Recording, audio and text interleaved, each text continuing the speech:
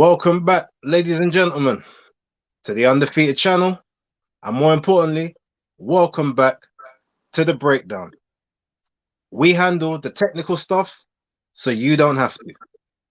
Right here, we are your hosts, BaseDaKID, Tony, Pugilist Boy. We are the children of the game.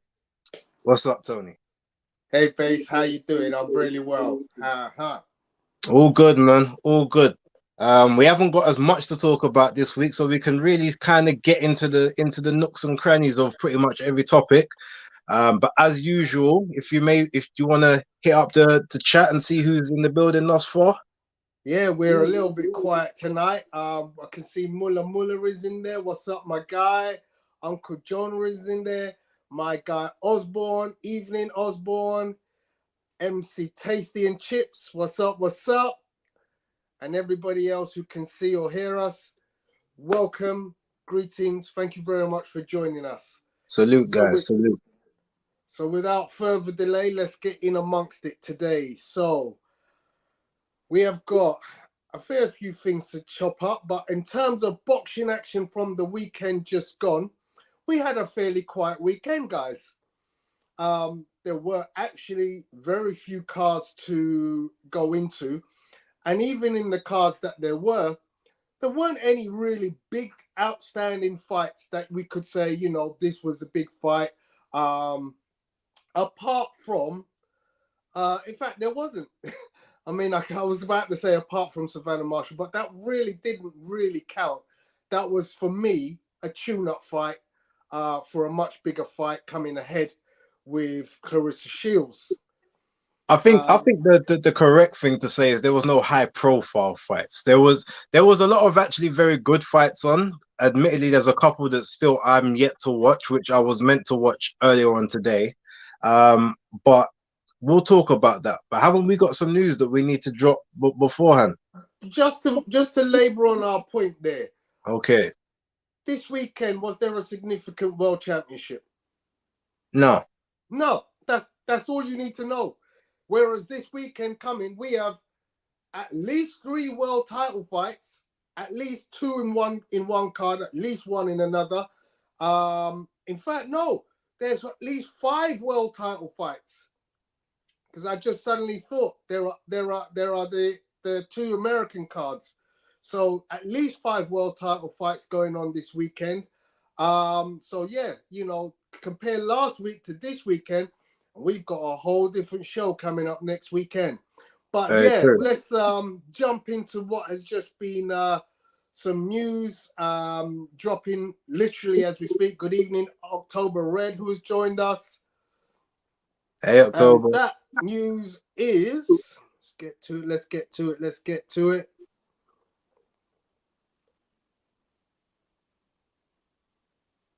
The undercard for Fury versus White. Fury versus White. So yeah, I mean, literally, I had spent some of today trolling around, looking around to see what was going on with the undercard. Twitter, as always, is a constant source of people looking around. And then literally in the last hour, we saw drop, a flurry of activity. And this, as it stands within the last hour, is what we see to be the undercard of Fury versus White. As of last night, we only had Isaac Lowe with TBA, but today he has an opponent in Nick Ball. We see David Adelaide come onto the card fighting Chris Healy. And we see Tommy Fury against the veteran Daniel Bosianski. Bokianski. I hope I pronounced that correctly. And then we've got some other guys who I'm not too familiar with. Carol Ituauma versus Michael Chiak. Royston Barney Smith, who I do know, versus Michael Walton. And Kurt Walker versus To Be Confirmed.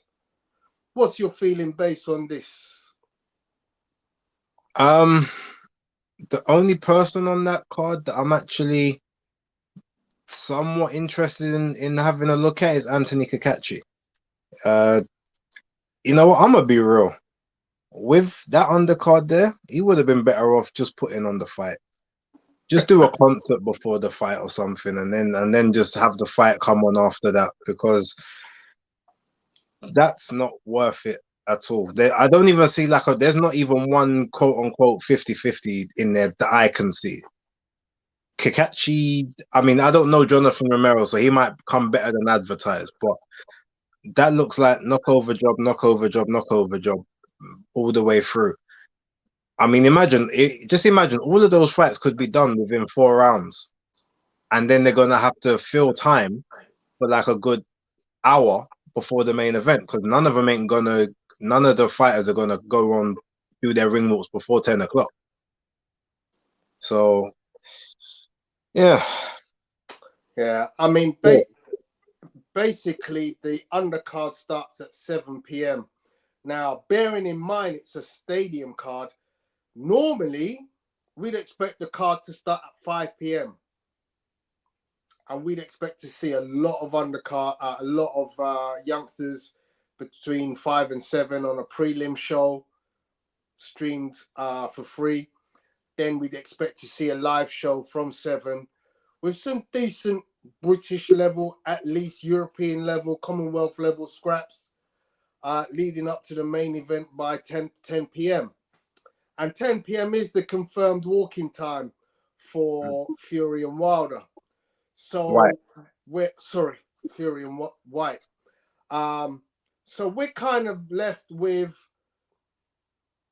some nothing to look at, but hey, you never know. We might get a couple of nice knockouts. We might see a decent scrap here or there.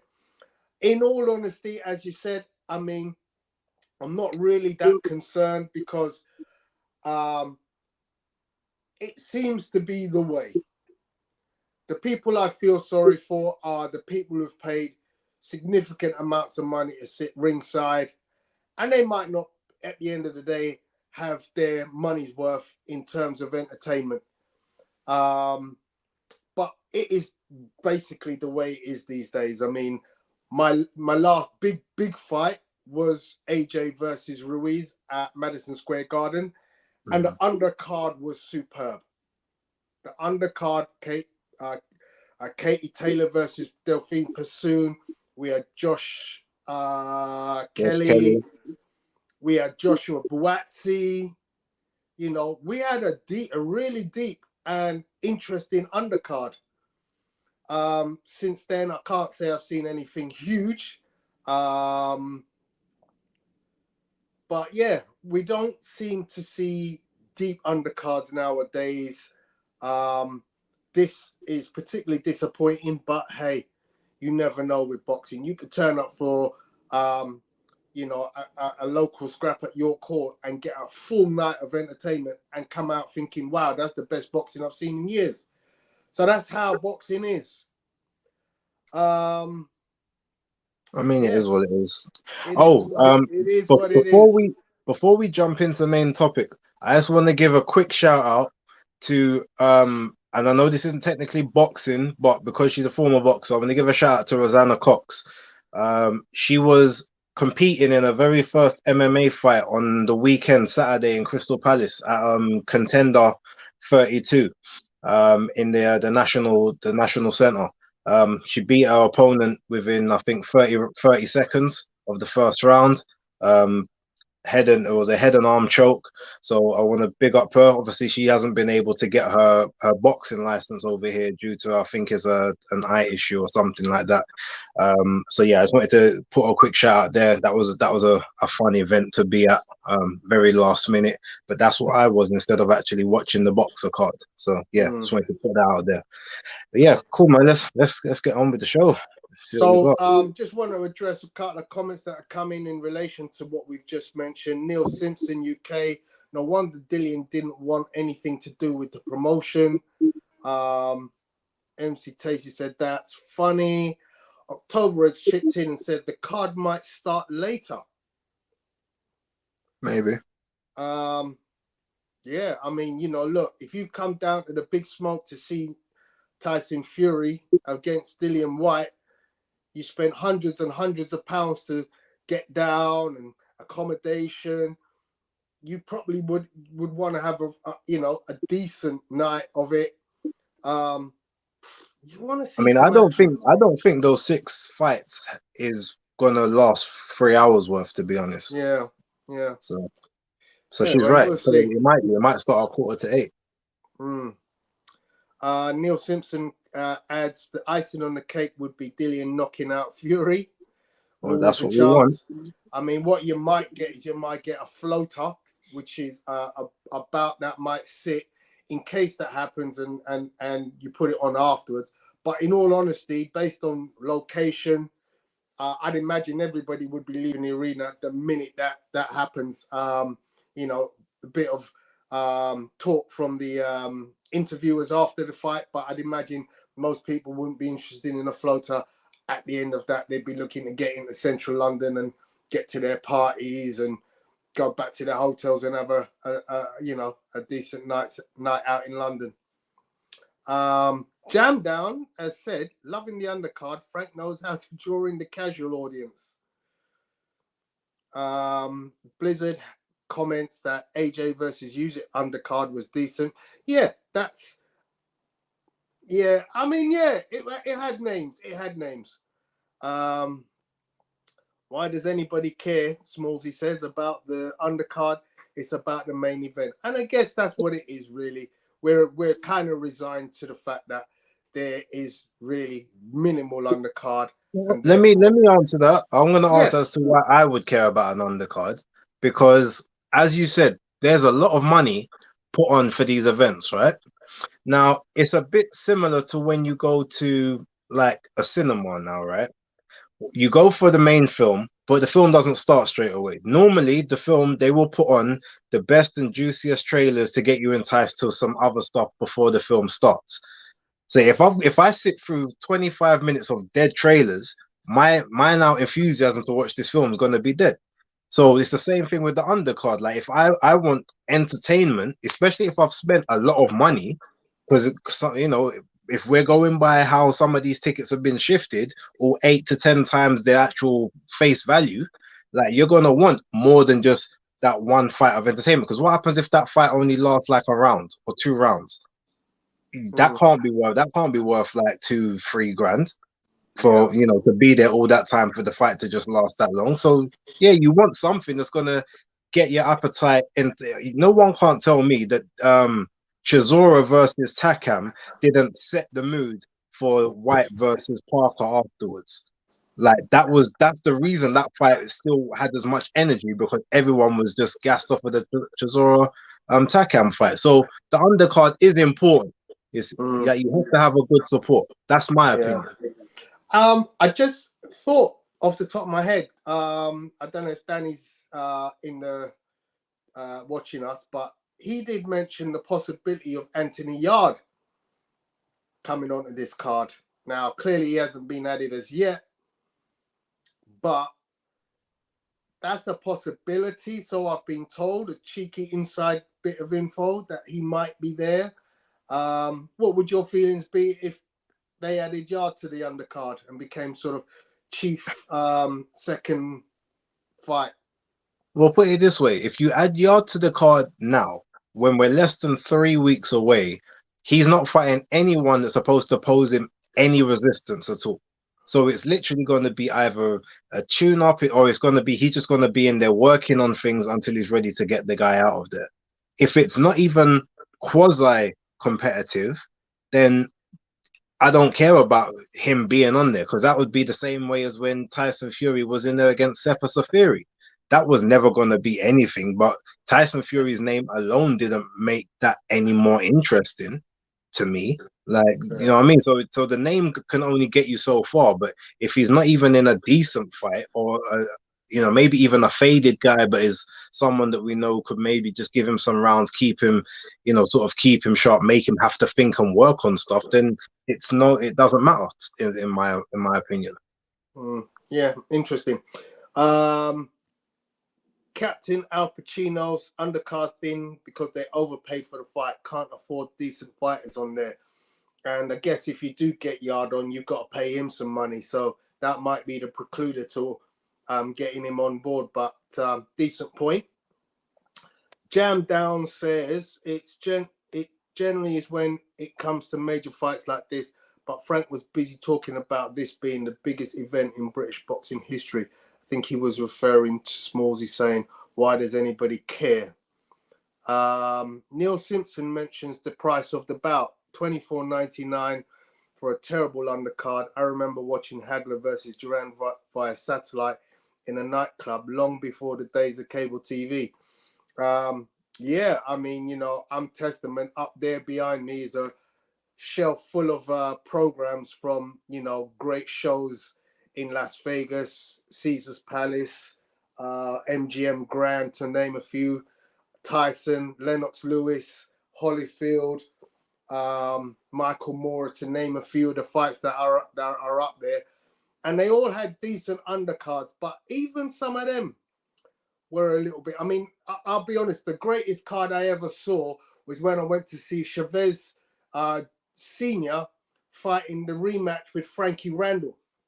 And that card was stacked. I mean, properly stacked. But other than that, I have been to some woeful cards, and I probably want to call out the worst card for me. And probably the worst fight I've seen was the David Hay versus Klitschko in Germany. I mean, that was just awful for me personally, being in the stadium. Moving on. Keep up the good work. Thank you very much, Life of Deji. Yard against a bin man, though. Yeah, that would be pretty much what they're looking at. As I said, CJ Nico says they don't have enough money for Yard.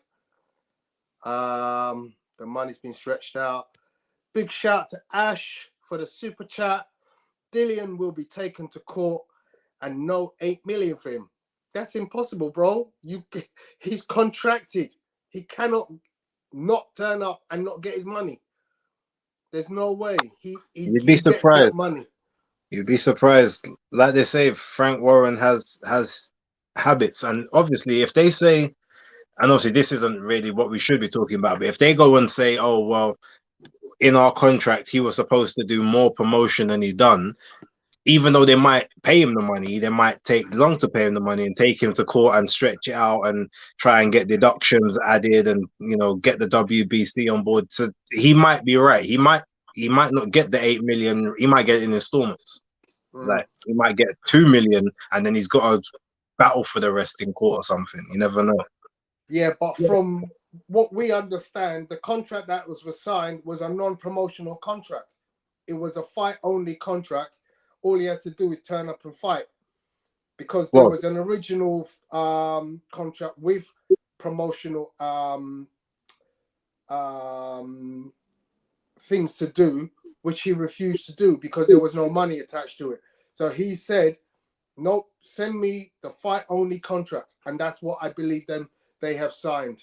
Well, yeah, he signed the bout agreement, but supposedly, even though I looked at the bout agreement the other day and I didn't see anything about having to do reasonable promotion. So unless there's a different one than the one I've got downloaded on my phone, then yeah, it might, I don't see what they were talking about. However, they keep saying he's supposed to do reasonable promotion. And even his manager, the lawyer said that, yeah, we are supposed to, but you haven't determined what reasonable is. So maybe there's something in that does stipulate that.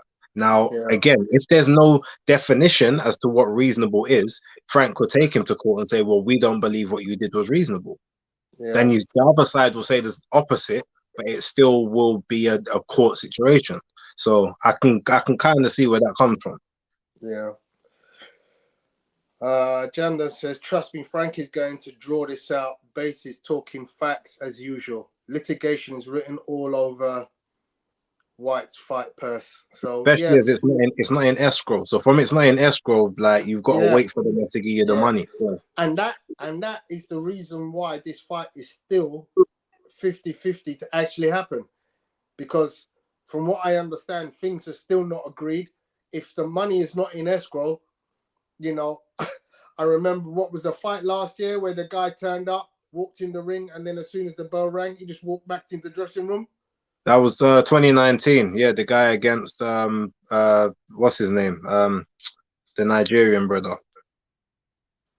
Ajagba. F.A. Ajagba, yeah. So, so let's move on. The next point that was brought to our attention, I'll come back to some of the comments shortly. That is breaking news from this today in relation to White Fury is this little thing. So Wembley Stadium increased to record capacity. The capacity for Fury versus White has been increased to 94,000. This will be a record capacity for a sporting event at Wembley Stadium. So that means, I guess, there's some extra seats in the bleachers. They'll probably be on the ground. I can't see how you can fit extra seats on the ground. I mean, you just space them closer together, like you just reduce the spacing. Okay. Because I think that they would have already had all the other seats available within the stands anyway. So, but I mean, look, if that's the case and if it's full, you know, like everyone else, I've got to eat the crow that I've been talking for the last 2 months, saying I don't think it could do over 60K capacity between the two of them. But you know, we will see. And yeah, I've seen Ash it. is coming with another super. Ash says it quite often, but as I've said to Ash, as I've said to North Bank Brent, until the fight happens, like, don't talk in it. Like, we can talk about what tickets were supposedly sold, but until we see the people in the venue, it means nothing. So, that really is bringing us up to date with the Fury White fight. It's only 2.5 weeks away. So we're now really approaching with warp speed, to be honest. That particular date, as you know, it's April 23rd. And for those who don't know, there is a watch along to watch the fight being hosted by none other than your boys BaseDaKID and Tony the Pugilist Boy. We are hosting a watch along party at a previous venue that we used at the Old Tiger's Head in Lewisham, 351 Lee High Road.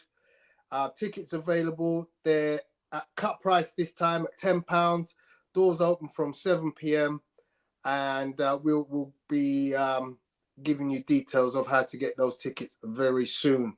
So keep that date free. Be aware that, you know, you can come along and enjoy the festivities and fun that we had last time, but this time watching South London's finest against Manchester's finest. And we're not comedians, but we do promise the jokes. They will be flying. The drinks will be flowing as well. So yeah, don't worry about that. Indeed. So let's move on. The next thing we want to talk about is this weekend's fights. The big one that we want to talk about is Savannah Marshall. So without further delay, let's have a little look at some of the action.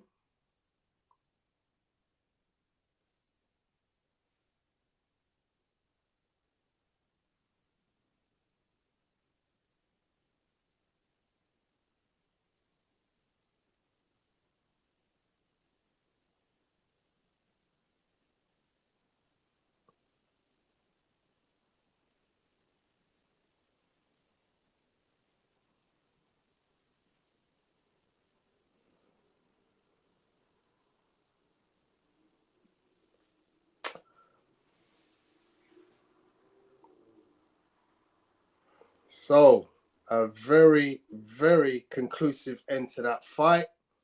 Base, as the expert on the female boxing game, what were your thoughts?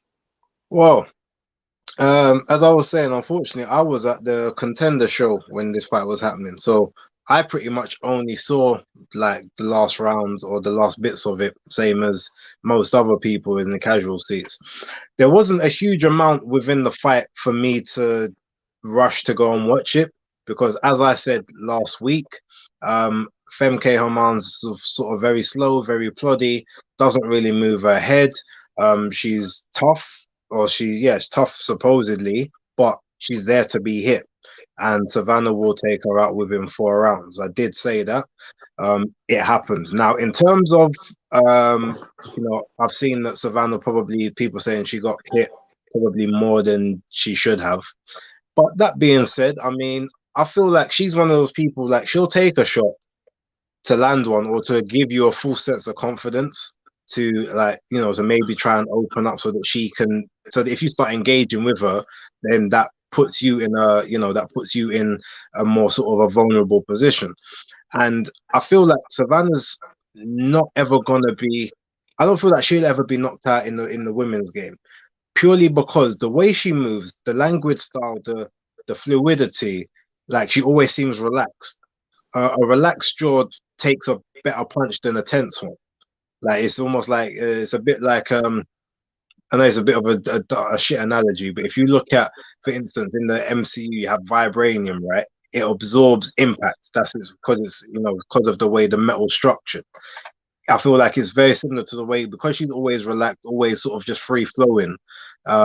Those shots, you'll always be able to take them a bit more flush, or a bit harder than maybe like someone that's tensing or just bracing themselves for it, where you just got a static target to hit. So yeah, overall it was she did what she had to do.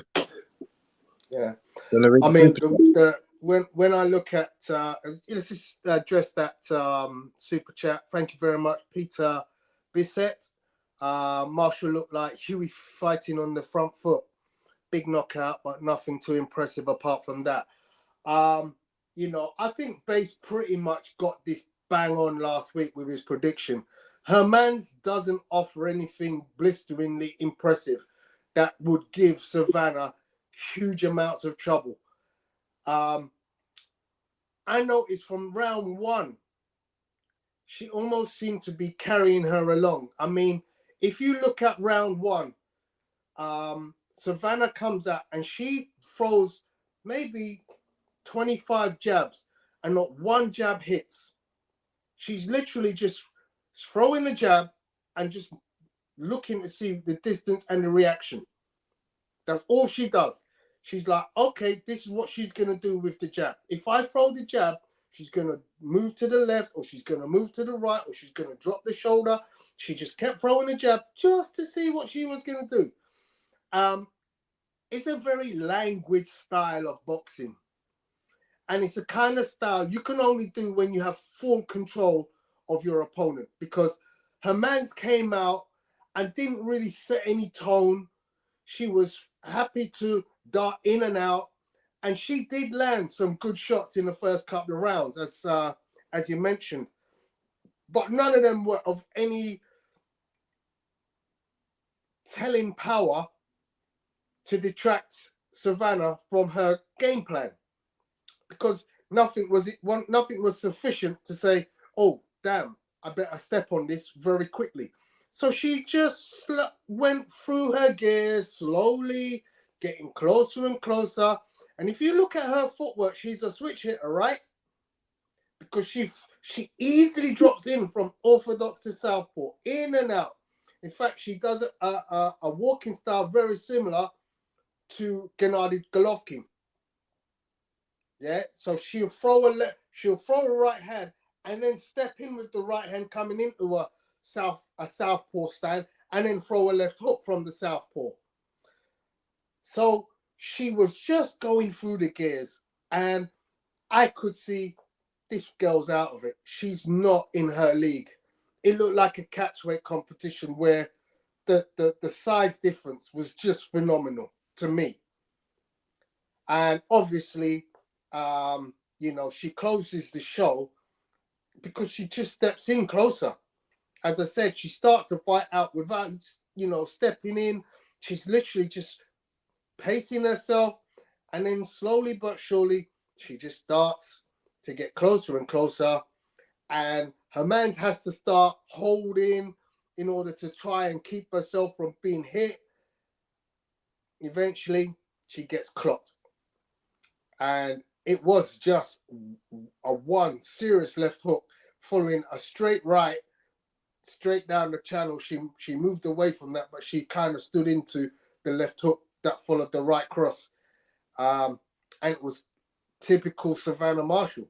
You know, she's You know got what it that knockout. reminded me of? It reminded me of, remember when Dillian fought what's his name? The Australian brother. Lucas Brown. Yeah, Lucas Brown. Like when he came in with the big sort of the overhand right, missed that, and then just came with the left straight after. It was a very similar type combo, just done a bit more neater. Yeah, and to be honest, as a boxing trainer, that's a combination you're gonna work on. Straight right, come back with a left hook, you know, or you go right, left hook, right. Yeah. But yeah, she just went through the gears, and she sets up the tantalizing fight with Clarissa Shields. So, without further delay, having reviewed her performance, let's talk about Savannah Marshall versus Clarissa Shields.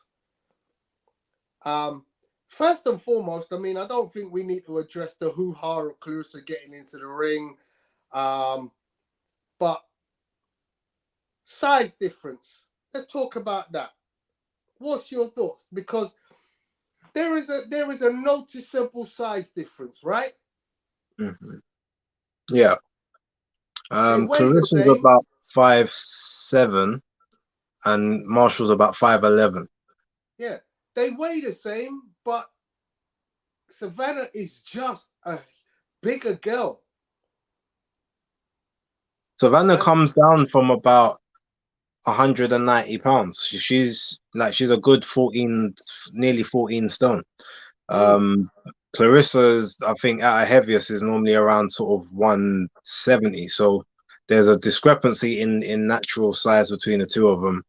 Anyway, obviously, like Clarissa's the faster of the two, but Savannah's got everything in her wheelhouse to just keep this fight long if she really wanted to. Clarissa, the thing is, Clarissa is in all the danger in this fight, because for the entire fight, she has to come forward into Savannah's kill box. She has to, if she has to get in close past the levers to be in relative safety. But we've also seen that Savannah's also got short hook power as well as full extension. So it's just one of those awkward nights all the way. Smallsy says Savannah's done a good job recently. Getting KOs in women's boxing is not easy, even against lesser opponents. And yeah, I mean, she naturally carries power, which a lot of the other women don't get. It's not that it's not easy. It's just that women's power isn't relative to men's power. Without being sexist, you know, it's quite clear that we see less knockouts in women's boxing. Of course, they're only boxing 2-minute rounds as well. There is a thought process that if you extend the rounds to 3 minutes, then potentially we might get more knockouts. I'm not so sure on that theory. But, you know, as Osborne has said, we didn't learn anything about Savannah. The power is incredible. Smallsy says he still thinks Shields wins this one on the cards, though. Even in the UK, Smallsy, you know,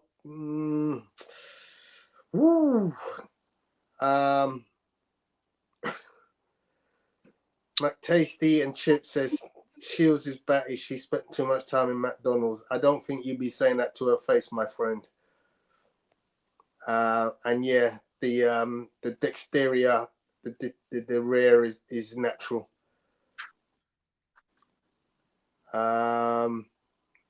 They go up and down in weight.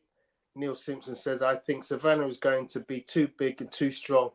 Clarissa is too emotional. Now, let's talk about that emotional, because the heated argument or the conversation that was had between Savannah and Clarissa in the ring, it was an extension of the same conversation that they had in Clarissa's fight previous. Mm-hmm. However, who won that battle?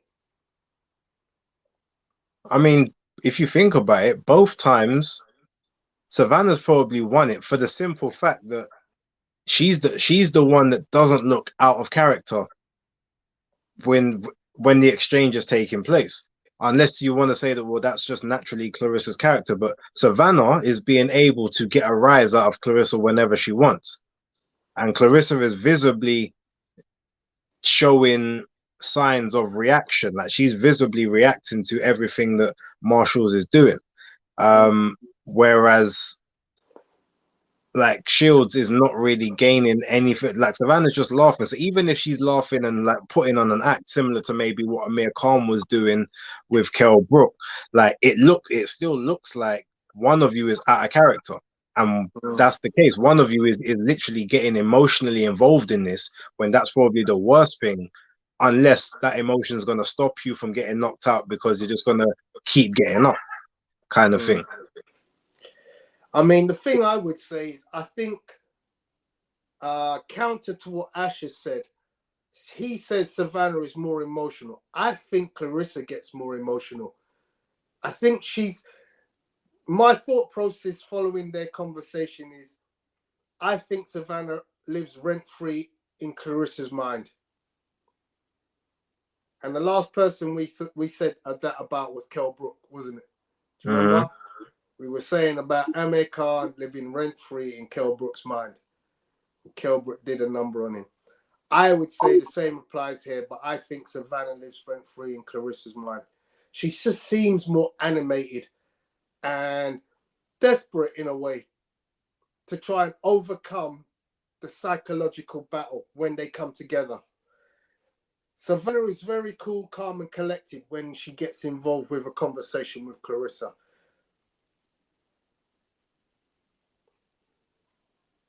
What do you think? Well, I mean, look, I feel like it depends on, we can all play, psychologists or whatnot. Ultimately, it's gonna be who performs best on the night, right? But the difference here is that whereas I don't think that Marshall respects anything about Clarissa apart from the fact that she's got good skills. She doesn't respect her power. She doesn't respect her size. I don't think she really respects her accolades, because if you look at the record, yes, like Clarissa's a 3-weight world champion, 2-weight undisputed, but realistically, when you look at how she became undisputed in 2 weights, it's not like she went around belt collecting. There was a lot of vacant titles on the line. So as much as Marshall hasn't done anything, she might be looking the same, well, the same people you're fighting, remember, a lot of these people turn me down.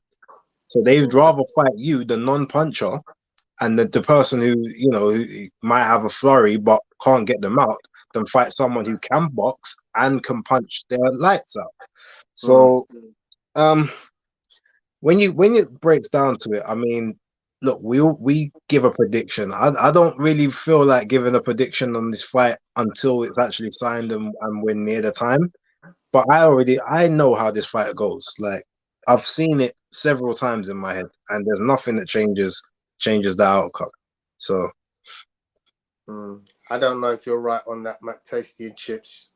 Shields looks like a phenomenal athlete. And if you don't think she is, you best go look at what some phenomenal athletes look like, because she is a phenomenal athlete. You don't get all them belts by not being an athlete, bro. Last thing I want to mention. Hold on, wait.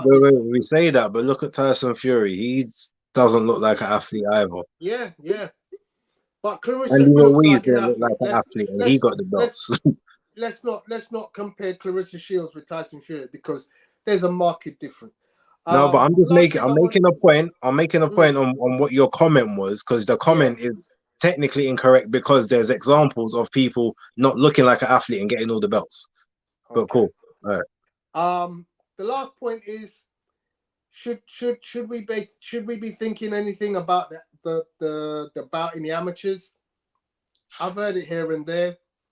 Me personally, does it make a youth? I mean, I remember predicting Groves versus DeGale and saying I think Groves beats DeGale because he had his number regularly in sparring. Mm. Now, does what you do in the amateurs in the ladies, do you think that's going to have an effect?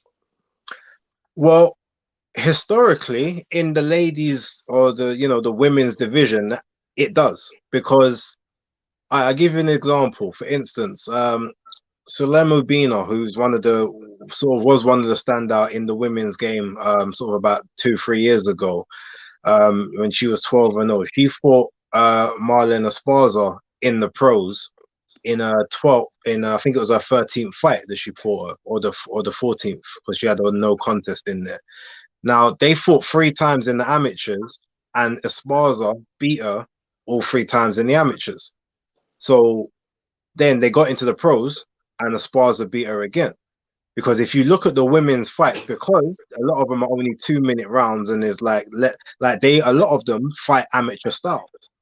So it's more about you hit more to just gain points and to sort of outland and outwork your opponent. So if you've been doing that to someone in the amateurs, you like that translates over in the pro game at this point in time, because you don't have the time to really set things up. There's very few women that fight professional or pro boxer styles. Like Baumgardner's one, hence where you get the kind of knockouts from her. Hannah Gabriel's is another. Um, Jessica McCaskill's one. Serrano, to a degree, yeah, she fights more professional because she didn't have much of an amateur experience. And then you've got someone like Natasha Savannah Marshall. Jonas. Well, even Natasha, like prior to the last 2 years, the last 2 to 3 years, she fought more of an amateur style. It was all about, she had power, but she was fighting about just getting the shots off.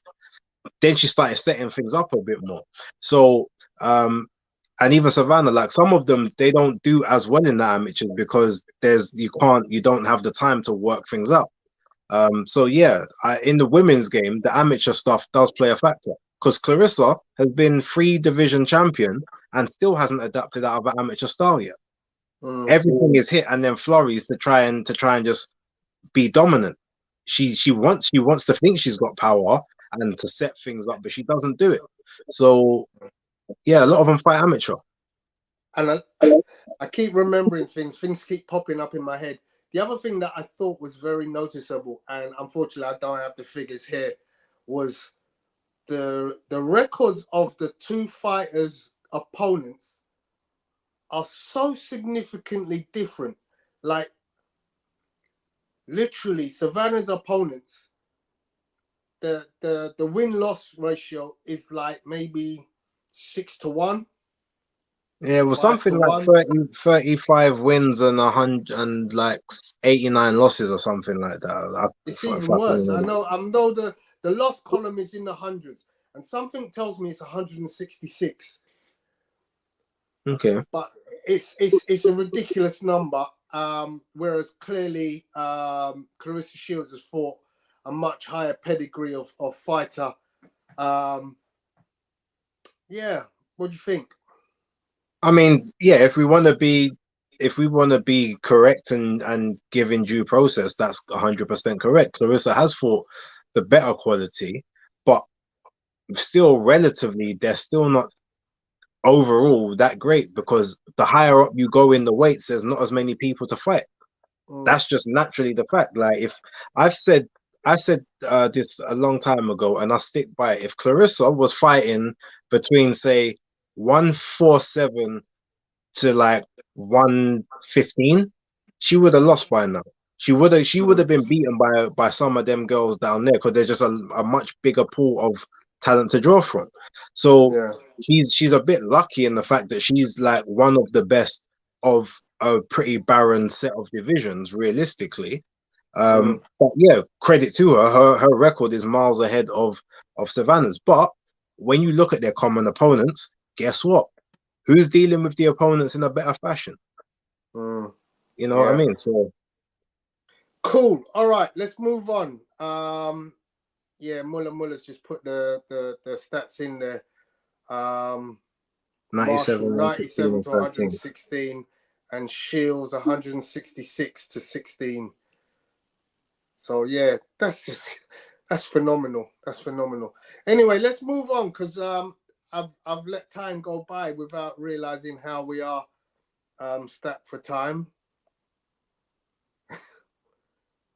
Travis can't deal with baseball issues like this. Okay, so let's move on. Okay. Other action from that weekend was on the same card we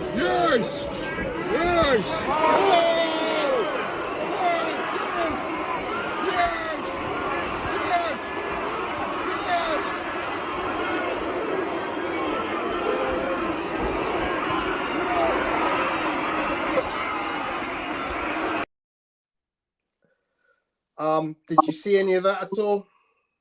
Okay. Florin Marku against Chris Jenkins looked like a decent scrap. And sitting in the wings was our local boy, Chris Congo, waiting for his opportunity to call out the winner. Chris Jenkins was all over Florin Marku, all over him. And 3 or 4 rounds in, it looked like it was only going to end up one way. But then he did something rather silly. He kind of turned off at some. He let a shot go and left himself wide open, and Marku clocked him, and it was game over. Because immediately he hit him with that shot. The legs were like dead, and you could see him sort of bending over, and for some reason, Marku starts hailing shots down on a man who's bending over, who's asking you to rain the shots up. You know, anytime a man's down like that, rain uppercuts, rain body shots, rain uppercuts. But he seemed to be chopping down on something where he shouldn't have been. But anyway, he got the job done. Jenkins, post-fight, did say he screwed up. He feels that he could still beat Marku. And based on what we had seen, he has that in him. It was good to see Chris Congo get an opportunity to have a say. And obviously, he's looking now for Marku. There is talk of, well, Marku himself says he's looking for Amir Khan, which would be interesting. But Marku against Congo would be a good fight. Yeah. Well, put it this way: both of those people beat Marku. Khan beats him even in his current state, and Congo beats him in his current state. There we go. Moving on. Let's just catch up with a few comments. Ash with another super chat. Thank you very much, Ash. Anyone who's got this on, rewatch Carmona versus Cordova. You was telling me about that. That was on the Spanish card. So we're going to go straight onto that Spanish card. I don't have details of that particular fight, Ash. But what I do have is I know I did watch the main event from that night, which was, of course, Sandal Martin against Jose Felix. No footage, but there are some images. Felix was down twice, but neither was ruled a knockdown. They were both push downs. But it looked like a decent scrap. Felix came to fight. I don't say he came to war. I think he came to fight. He showed that he was capable at that level. He did give Sandal Martin some difficulty from time to time with his combination shots. But Sandal Martin was just more polished in his work, more accurate with his work. and went on to win by unanimous decision. What was your thoughts on that fight, Base? Yeah, I mean, look, Martin, he's come on leaps and bounds in the last three to 4 years. I mean, he's always been fairly credible, but he was fighting like a more limited level of opponent, sort of recent. I mean, well, not so much recently, but like he had a very sort of padded record towards the sort of the first 2/3 of his career. Um, but there wasn't much of a sort of a market in the Spanish territories. Matchroom sort of kind of really came and like held up that area and just sort of put a bit more interest in like putting fights out over there. So realistically, yeah, he's been stepping up, and then obviously he's going from strength to strength since the Mikey Garcia fight. In this fight, he pretty much controlled the majority of the fight. His movement was excellent. He even switched. He did switch it a couple times in that fight, but he stayed pretty composed in his stance. His hit and move was nice. Even some of the hard shots he took them well, and he even called the guy on to sort of come to so he could try and land on him. There was a couple times where I thought like he maybe could have got him out of there, but it was very much let me box and be safe. I'm going to be as spiteful as I can, but let me be safe and not get careless. And he pretty much, put on a dominant performance. It was very credible, but it was very entertaining fight as well. It wasn't just a one-sided boring fight. It was the same as the one I said last week about Tim Tszyu and Terrell Gachet. Very entertaining, but just one-sided. Yeah. So guys, if you get a chance, Ash has mentioned, do watch the Carmona Cordova, because apart from Ash, a few other people have mentioned that fight was worth a look in. So I myself will also get a look in at that. Thank you very much again, Ash, for the super chat. Thank you, Anime All Day TV, for a super chat. Marshall hasn't fought nobody on Shields level. Absolutely correct. And also super chat from, where are you? North Bank Bren. What's up, Maguna pal? Shout out Base and Tony. Great breakdown as per usual. Sorry to go back, but what are your thoughts on Marshall Shields being a pay-per-view? Would it be more beneficial to be non-pay-per-view? You want to take that one, Base? Yeah. I haven't heard of it being pay-per-view, but if it was, that would be a huge mistake. It won't sell. The women's the women are sort of building their brand, right? And people are starting to respect them, but the women still ain't at a level whereby you can put them on pay-per-view as like the main event with nothing else, I'm assuming, being around it that is also pay-per-view worthy. And ultimately, even it being on pay-per-view, it's gonna stop a bunch of like sexist people buying it because they don't agree with women's boxing anyway. So it just gives them a chance to not even watch it. The views and the ratings won't be there, and it will just make women's boxing look bad. Like, oh, we put this on pay-per-view and it doesn't even do well.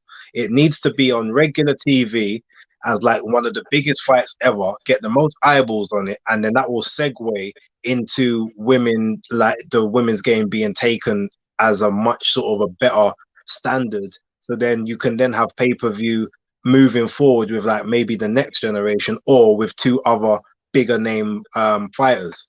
So that would be my take on that. Yeah. And obviously we saw the lineup over the weekend that Boxer have pulled in with the addition to their roster of Lauren Price and Katie Ardenstall, yeah. So as someone has mentioned, putting on a card with the Olympians and some of the other female fighters on the roster, Caroline Dubois, would make sense, because you could make a really good card of female fighters. Put in a couple of guys in there, but let's that doesn't make any sense putting as a pay-per-view. As October Red has said, maybe put the rematch, which she believes there will be, on pay-per-view if it warrants it. Yeah, that would make sense. Once you get the eyes on the first one, then they'll have the taste. Yeah. Before we jump onto anything else real quick, I just want to mention a couple other fights from that DAZN card. So Jorgelino Granini against Stevie Levy, as I was saying last week, pretty much. Oh, thank you, Ben. Thank you, Much man. appreciated. Yeah, as I was saying, pretty much that was a couple steps way too far for Stevie Levy. Pretty much got dominated apart from the 8th round, but it was still quite entertaining as a fight overall. But yeah, Gonini was just too good. Set against Bolotniks was a good fight. I feel like that needs to be run back in maybe in a 10 rounder. And I need to watch Karmova versus Cordova myself, but I did watch Jean Obregon versus Karl Lamotny. Like, again, that fight, if you haven't watched that fight on the zone, watch that one as well. That was a very entertaining scrap as well. So yeah, the fight card in Spain was a nice one. There's only one fight I got left to watch. Cool. So with the last few minutes remaining, let's talk about fights coming up this weekend, because we have a full set of cards coming up. Start off with this one. Your thoughts on this one, Base? I think we got to get up at about 9 o'clock for that to watch that. 8 or 9 o'clock, so going to be early in the morning. It would be a nice, interesting fight while it lasts, because Murata is a good boxer. Obviously former Olympic gold medalist. He's longer and rangier, and he's got power. So you're not just going to be able to simply walk him down. So with that in itself, I feel like it might be a bit tricky for Golovkin initially, especially as he's not as fast as he used to be. But he's always good at cutting range. The only thing is whether or not his new partnership with Jonathan Banks starts to like bed in properly, because Banks wants him to box more. But when your feet is moving a bit slower and you're boxing against another guy who's also a good boxer, it doesn't really make much sense. But I feel like he'll do the job on that one. Then obviously you got Ryan Garcia and Emmanuel to go. To be honest, I'm more interested in Esparza and Fujioka for that one, and Rosado against Mosley Jr. But it's good to finally get him back in the ring. I'm sure, whatever's happened in his past, if it's happened, is good to get someone else back in there. Hopefully after this fight, he has a decent test. Michaela Mayer's fighting this weekend as well against Jennifer Hahn, who literally just fought against Katie Taylor in her last fight when she had the bit of the pregnancy pouch. But she's moving down 5 pounds now, so maybe it's fully sort of it's not extended anymore. I think Michaela Mayer could actually end up getting a stoppage on that one if Jennifer Hahn is having to cut weight more than maybe what she would naturally like. But so guys, watch out for the scales on Friday. See what happens on the scales. Yeah, I mean the fact that she's actually had a fight now, maybe she might be back in fighting condition. So it could be a good one. Cool. And the last show we're going to be covering next week will be Erickson Lubin is headlining against Sebastian Fondora. But also on the undercard of that is Tony Harrison versus Sergio Garcia. 2 excellent matchups at 154. Yep. I think I might even buy that on Fight TV. There we go. So, ladies and gentlemen, we've got a huge amount of business to cover for next week. I hope you've enjoyed our show this week. We've covered a lot of ground. We've pretty much done ourselves proud, right? Yeah, I feel like we have. Hey, by the way, anyone watching the series with this little fella on? I haven't started yet, but I will do. I'm gonna watch it when I come off here. I might need to record a quick video and then because I've got the World of Ali books behind me, and I never seen this picture before. I was like, rah! This series is an eye opener. So if you ain't switched on already, guys, get involved with was it BBC, isn't it? BBC series on BBC Muhammad Ali. iPlayer. Yeah. It's good. October. You need to stop being so vicious to these women. Like, leave her alone on her extended stomach. Like, what's wrong with you? Have some sympathy. She's supposed to be a fellow a fellow mother and nurturer. But yeah, But guys, no, get involved with that. put up the thing again for the watch along, so they can just. I think they need to Yes, put indeed, they need to get indeed. the event start thing. Yeah, so many things have been pushed up today, so it's yeah. Oh, let me get rid of that. There we go, guys. So yeah, don't forget 23rd. Put that in your diaries. Thanks very much for joining us today, and we look forward to seeing. Don't forget to look out all week for undefeated red news with October Red. That will be dropping literally anytime, any place. So watch out for those. Of course, Monday Night Smoke will the pod will be back on Thursday with Travis and KG, and Monday Night Smoke next week, Monday from 8. Thanks for everyone who joined in. Thank you guys for your contributions. Very much appreciated. And yeah, we'll see you again real soon. Bless up, guys. Much respect. Take care now.